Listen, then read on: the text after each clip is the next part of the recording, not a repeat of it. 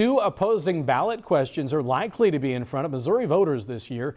One makes it harder for politicians to change voter-passed policies. Another makes it harder for voters to amend the state constitution.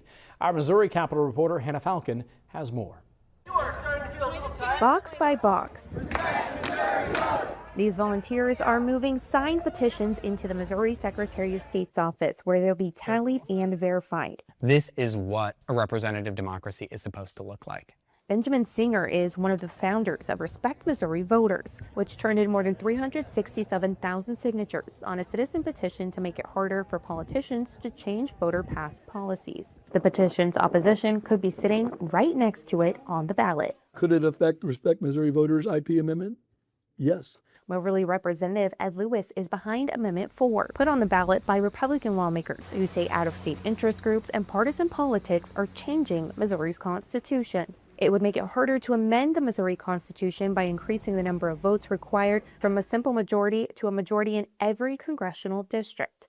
By default, Amendment 4 was put on the November ballot. But Lewis wants the governor to put it on the August ballot, where if passed, it could make it harder for Respect Missouri Voters question to get enough votes. It should be that they would have to then follow the will of the people and have to get 50% in each congressional district. A big part of what our volunteers are going to do next, in addition to educating voters about Respect Missouri Voters, is let voters know what's really in Amendment 4, which is what the politicians put on the ballot to take away our freedom.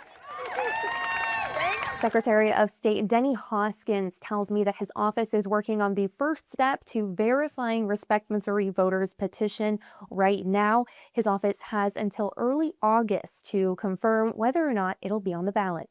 Reporting in Jefferson City, I'm Hannah Falcon.